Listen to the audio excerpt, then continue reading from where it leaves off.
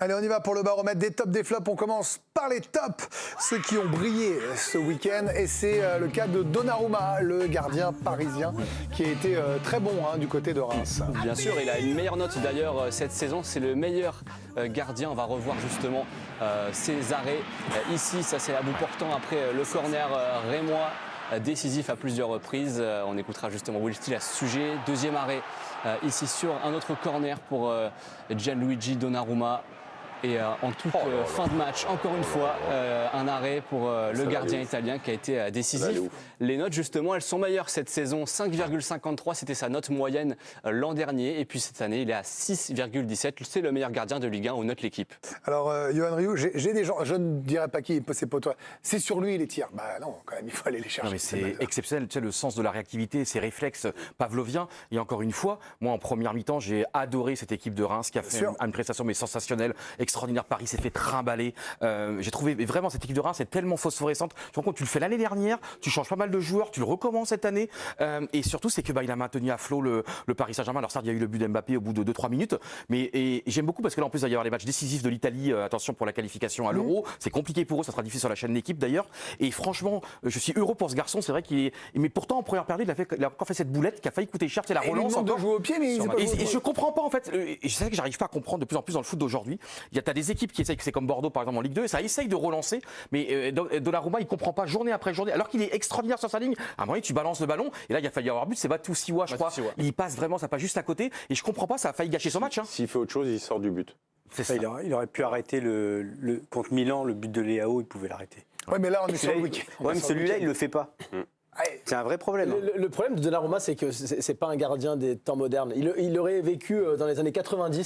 Non, franchement, il aurait été considéré comme un gardien extraordinaire parce qu'on ne demandait pas autant aux gardiens de jouer au pied. Et on le voit avec Paul Lopez aussi à Marseille où ils sont scrutés dès qu'il y a une erreur de dégagement, de passe, on le note.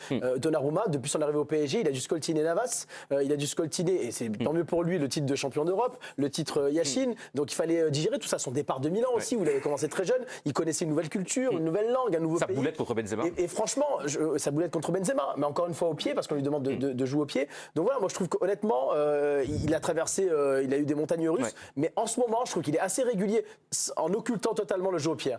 Assez régulier sur sa ligne, dans sa surface, assez impérial. Mais voilà, moi j'adore, c'est pour moi l'un des meilleurs gardiens de Ligue 1, si ce n'est le meilleur. Les arrêts de Golgoth, non mais c'est... Ouais. Non mais c'est vrai que ça, en fait là, ils sont à 5 mètres quand même. Ils mettent tout ce qu'ils ont à 5 mètres. Et puis comme il est tellement impressionnant aussi, c'est que limite, il aimante les ballons.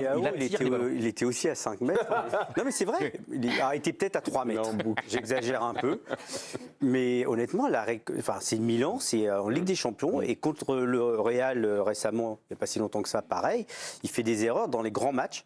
Et donc c'est plus facile de jouer contre le Reims. Il y a 10 actions, il y a 10 arrêts à faire. On est chaud. Contre Newcastle où il fait une parade extraordinaire, c'est juste sa défense qui ne suit pas derrière. Mais il en a pris 4 aussi. Mais les mecs s'arrêtent de jouer. Je ne cherche pas à le défendre, mais il fait le bel arrêt, les mecs lèvent la main. Mais Navas, je suis désolé, Navas a gagné la Ligue des Champions. Il a été là, il a été impeccable depuis qu'il est là. Mais là, je suis sur le week-end. Bien sûr, je suis sur le bord, mais vous avez le droit de le lire. Et que sachez que personne, mais vous avez raison. Mais j'aime le bleu, mais les jaunes aussi, et le rouge. Pression présidentielle de notre chef d'édition, mais c'est mérité, parce qu'ils ont quand même marqué un quart des buts de cette journée. C'est le Football Club de Metz, double top. Et qui ont enfin gagné à domicile, ça faisait très longtemps. Première victoire donc à domicile cette saison, victoire qui met fin à une série de 6 matchs sans victoire pour le FC Metz. Et puis surtout, Metz prolifique, ils ont inscrit 3 buts dans un même match pour la première fois depuis le 8 mai 2022, ça remonte à plus d'1 an. Alors peut-être le maintien, Yohan. Et j'y crois à bloc. Le match comme ça. Et surtout, c'est que je tiens vraiment à parler de Vanden Karkov, Kevin Vanden Karkov. Donc son premier but cette saison, il vient de Bastia. Et ça a été le joueur que j'ai eu le plus de plaisir à commenter la saison dernière. Il faisait des différences abyssales sur son côté avec Bastia. Bastia avec une équipe absolument extraordinaire. Il manque terriblement à Bastia cette saison. Il faisait des différences incroyables. Je scrutais son arrivée à Metz, remplaçant au début, parce que c'est quand même avec Bologna, c'est un petit peu différent par rapport à Régis Brouard. Et franchement, et là, ça y est, titulaire depuis 3 matchs. Et je suis tellement heureux pour lui. C'est un joueur qui est devenu quand même international grâce à la Ligue 2 avec l'Algérie. Et un petit mot comme sur la Ligue 2, parce que là c'est un joueur qui vient de Ligue 2, 34 buts en Ligue 2 ce week-end, alors que ça a été la nullité absolue en Ligue 1. La Ligue 2 a été sensationnelle, un 4-4 entre Pau et Angers, 5-2 au Cerf Saint-Etienne. C'est pour vous montrer aussi que la Ligue 2 enfante et engendre de très grands joueurs. Et on salue Faro qui dessine pour nous et qui nous a mis ce supporter de Metz qui rêvait de Tony Kurbos la dernière fois que Metz était dans les tops. Et ben voilà, erreur réparée, bravo au FC Metz qui a battu Nantes 3-1. Autre top, ça faisait un moment qu'on ne les avait pas l'a vu dans les tops également, ce sont les Lensois. Enfin en forme, les Lensois de Francaise qui ont gagné donc hier soir face à Marseille. Le but du 1-0, c'est Jonathan Grady qui le marque. Premier but pour lui à domicile. C'est lui qui a eu un début de carrière compliqué mais qui s'affirme au RC Lens. Il marque l'unique but vainqueur donc pour Lens face à Marseille. Et on va le voir en chiffres donc tout simplement. Ils n'ont plus perdu depuis 7 matchs. C'est la meilleure équipe depuis le début du mois de septembre. Ils n'ont pas pris de but lors des 4 derniers matchs de Ligue 1. C'est la plus longue série dans l'élite depuis février-mars 2003. On va écouter Francaise qui dit que Lens doit accepter ses imperfections même si ça va mieux. Évidemment qu'on n'est pas Manchester City. Voilà. Que pour voir la qualité technique de Manchester City, faut traverser la Manche. Voilà. Nous, on offre autre chose. Voilà, avec quand même beaucoup de cœur, beaucoup de bonnes choses quand même. Une vraie solidité, ça c'est sûr. Et puis des joueurs qui vont jusqu'au bout. C'était pas un grand match hier, Ludovic Obraniak. Je vais aller voir mes deux joueurs, Lucas et oh là là, Ludo et Vika. Je fais un Lucas. Tu fais un mix, c'est pas ouais, mal. je fais un mix. Vido et Lucas. Voilà, ça va bien la dyslexie. Oh la vache. Lucas sur le banc. Lucas et Vido. Allez, hop là. Non, Ludovic. Mais ils vont la chercher quand même. C'est ce que je retiens. Mais cette équipe, elle a un cœur gros comme ça, en fait. C'est ce qui, au-delà de... Oui, elle est imparfaite, cette équipe. Même si elle n'était pas loin d'avoir frôlé la perfection la saison dernière, elle a perdu 2 joueurs extrêmement importants dans son système. Elle est en train de se reconstruire comme elle peut. Je trouve qu'elle a fait un recrutement très intéressant et qui portera ses fruits, notamment, à mon avis, dans la deuxième partie de saison. Et voilà, ils ont un cœur gros comme ça. Hier, c'est eux qui ont l'esprit d'entreprise. C'est pas Marseille. Ils y vont, ils se donnent à fond. Ils tentent des choses. Oui, techniquement, ça a été faible. Oui, ils ont raté plein de choses. Mais à force d'essayer. Ils ont fait plus, vous trouvez que Marseille ? Ils ont fait 1000 fois plus. C'est eux qui ont entrepris tout le match. Donc évidemment, il y a du déchet technique. Il ne faut pas oublier que cette équipe, elle n'est pas habituée à jouer le top niveau de la Ligue des Champions. Et que la Ligue des Champions, ça vous pompe un jeu incroyable. D'autant plus que leur système de jeu et leur jeu, ils commencent à tirer la langue. Ça se voit. Donc il y a un peu de déchet technique, mais au cœur, au courage. Ils vont encore aller arracher la victoire. Et ils étaient au fin fond, dans les bas-fonds. Ils sont en train de remonter 6e. Ouais. Et ils finiront 3, 4. Je peux mettre le coup de tampon. Il n'y a pas beaucoup plus fort qu'eux en Ligue 1, Vika Jorasso ? Si, il y a Paris déjà. Non, mais pas beaucoup. Oui, mais c'est vraiment... Moi, je pense qu'ils vont avoir du mal à remplacer Openda et Seko Fofana. C'est trop haut. Le niveau est trop haut. C'est 2 joueurs qui vont manquer pour la Ligue des Champions. Après, j'espère que Wai va s'intégrer, va trouver la bonne connexion avec tous les autres. Après, ce qui est sûr et certain, c'est qu'ils jouent. Ils veulent jouer. Ils mettent une intensité, des combats physiques assez impressionnants. Mais c'est une équipe moins forte. Alors, peut-être que notre championnat n'est pas non plus extraordinaire et qu'ils vont pouvoir être dans les 4 premiers, mais j'adore les voir jouer. Voilà pour le Racing Club de Lens, dernier top avant de passer au flop. C'est l'heure du BDB, le bonus du barreau. Avec vous, Alicia. Et il a 18 ans aujourd'hui. Ah, il y a la petite musique. C'est pas grave. Lancement raté. On ne peut pas mettre la musique. Voilà. Et la bougie s'allumait pas. La bougie s'allumait pas. Lenny Yoro, c'est son anniversaire, joyeux anniversaire. À lui, le défenseur central lillois, il a marqué son 2e but en Ligue 1 cette saison hier face à Toulouse. Seul Elie Junior Proupy, le Lorientais, et Matistel font mieux que lui pour des joueurs âgés de 18 ans ou moins dans les 5 grands championnats européens. Lenny Yoro, lui, aurait pu être le héros du match. Malheureusement, il est sorti juste après la pause, après avoir reçu une béquille, et Toulouse a égalisé. Donc la soirée n'a pas été parfaite pour Lille. Mais lui et ses 18 printemps prennent de plus en plus de place dans l'effectif lillois. Il joue aussi avec les espoirs de Thierry Henry. Et Thierry Henry qui était en conférence de presse d'ailleurs aujourd'hui avec Giovanni Castaldi. Alors certes, Warren Zaïre-Emery, on parle beaucoup de lui, mais il veut aussi souligner le travail de Lenny Yoro.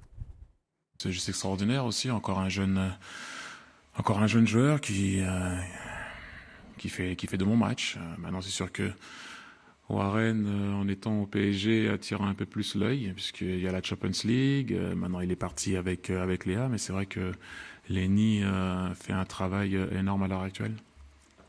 Voilà pour Lenny Yoro, dont c'est l'anniversaire. Vous saviez, Alicia, ou pas? On lance la musique? Non, on a la musique. Je te lâche Alouette en régie. Voilà. Bon anniversaire, Lenny. Allez, on passe au flop. Ah, ça c'est moins bien passé, ça sent la loose. Et on commence avec Gonçalo Ramos, l'attaquant parisien. Match compliqué pour lui. Il est sorti à la mi-temps, Gonçalo Ramos, l'attaquant portugais qui est en concurrence avec plusieurs joueurs en attaque. 0 tir pour lui, 0 ballon touché dans la surface adverse. 17 ballons touchés en tout dans en une mi-temps et sa note dans l'équipe 3/10. On va voir aussi son début de saison qui est compliqué. Gonzalo Ramos, 15 matchs joués, 1 match sur 2 titulaires, 8 titularisations, donc 2 buts, 1 passe décisive, c'est maigre pour bousculer la concurrence. Note moyenne, 4,25/10 dans l'équipe. Le truc, Vikash Dorasso, c'est que j'ai l'impression qu'il n'est pas fait pour cette équipe. C'est-à-dire qu'il a besoin de ballons pour exister et ça veut jouer avec un faux neuf. Ça le met en concurrence, il joue 45 minutes.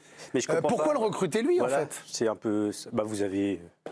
C'était mon argument. Mais vous avez les réponses. Mais non, en fait, il est en concurrence avec un autre gars qui marque pas non plus. Donc, ils ont dépensé quand même 200 millions pour 2 gars qui. Il veut pas jouer avec un avant-centre, donc il n'a qu'à pas jouer avec un avant-centre. Mais pourquoi les acheter, quoi? Ça n'a aucun sens. Alors, il a une occasion de but quand même qui est difficile. Il a quand même un ballon d'Mbappé, d'ailleurs qui a été mauvais, Mbappé, qui a aussi fait une passe de but à Ramos, qui est difficile. Et après, on joue pas. On joue pas avec un avant-centre, quoi. On n'a pas besoin de lui. Voilà, c'est étrange. Parce que vous avez entendu le fait qu'ils avaient envie sans doute de jouer avec Asensio ou Lee en faux neuf. Oui. Et donc, Ramos, Colomani pourrait s'exiler vers la droite, mais Ramos... Ça confirme qu'il veut que son système gagne. Il veut lui gagner les matchs. Donc évidemment, un avant-centre qui marquerait des buts de temps en temps, ça montre pas que quand il change à la mi-temps, on se rend compte que c'est son changement qui a permis de marquer le premier but, notamment le deuxième but. Donc voilà, Enrique a un vrai problème, je pense, avec les joueurs. Je comprends pas. Tu as joué dans les grands vestiaires. Moi, j'ai l'impression, franchement, Ramos... parfois, je sortais du vestiaire. Ouais.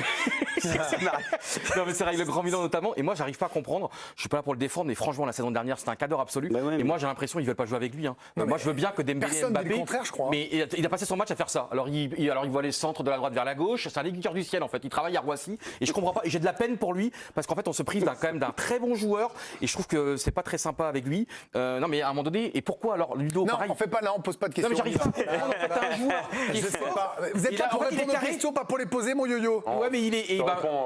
Ouais. Voilà. Non, mais pourquoi il est carré alors? Je comprends pas. Eh ben écoutez, peut-être qu'on aura la réponse un petit peu plus tard, ou pas.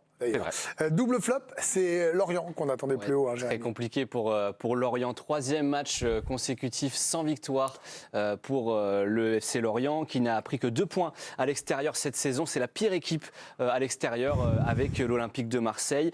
Lorient qui n'a plus marqué depuis 3 matchs. C'est la plus longue série sans but en Ligue 1 depuis novembre-décembre 2021. C'est une des grosses déceptions de ce début d'année, Karim Benani. Pour répondre à ta question sur Ramos, il y a oui, Lorient, bien sûr. Moi, je suis hyper déçu par le jeu pratiqué par cette équipe qui m'avait enthousiasmé sur une bonne partie de la saison dernière avec Régis Lebris. Je pense que même lui, psychologiquement, il a eu du mal à se remettre vraiment dans sa saison. On rappelle qu'il était courtisé par Nice, il n'y est pas allé, il y avait l'imbroglio avec son président, il est resté à Lorient. Est-ce qu'il est resté contre son gré? Visiblement oui, puisqu'il voulait aller à Nice. Donc il faut se remettre dans cette matrice de maintien. Mais je crois qu'ils avaient des moyens, ils avaient des joueurs. Oui, après, Lorient reste un club voué à jouer le maintien. Vous avez vu ce qui est arrivé en manne financière? L'accord avec le club anglais? Oui, mais c'est un club qui a besoin de vendre pour survivre et continuer à avoir un bon train de vie en Ligue 1. Malgré tout, l'objectif prioritaire reste le maintien. Je lui trouve malgré tout des circonstances atténuantes parce qu'il arrive à faire éclore quelques joueurs. Alicia en parlait très justement à l'instant avec Elie Junior Kroupi, le jeune Pagis, le fils de Mickaël Pagis aussi, qui est rentré dans cette équipe-là et qui joue quelques minutes en Ligue 1.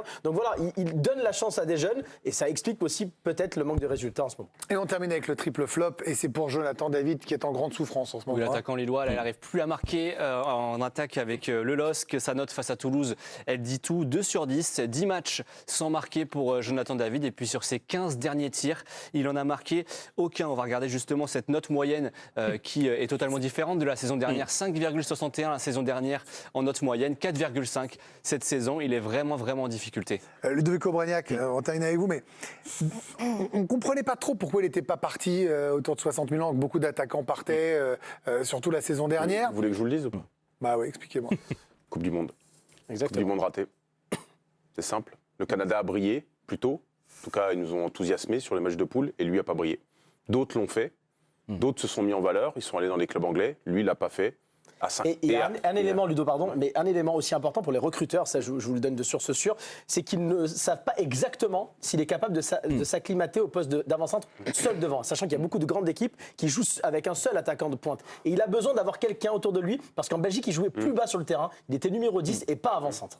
Voilà, c'est une donnée que les recruteurs prennent en compte. Le prix. 50 millions d'euros, c'est... Mais là le moment difficile qu'il vit statistiquement aussi. Ben, il était dans une mauvaise passe. Je ne sais pas quelle a été sa préparation, mais elle n'a pas l'air d'être dans les meilleures conditions possibles. Mais est-ce qu'ils peuvent jouer le top 4 sans lui au top niveau? Moi, je trouve que finalement, là, cette histoire de faux neuf, ça correspond bien aussi à Paulo Fonseca, parce que Yazice est un garçon qui a une qualité technique et une patte qui fait que lorsque lui, il est au 18-20 mètres, il peut décocher 2-3 flèches dans la lucarne. Il a cette façon d'attirer les joueurs, de pouvoir se retourner. Et puis vous avez les zigotos Gegrova qui lui est tout feu tout flamme en ce moment. Là, tout ce qu'il fait, c'est extraordinaire. Vous avez Adamounas, vous avez Cabella, vous avez toute une flopée de joueurs. Donc hier, il est Ramos, David, même destin. l'ombre de lui-même.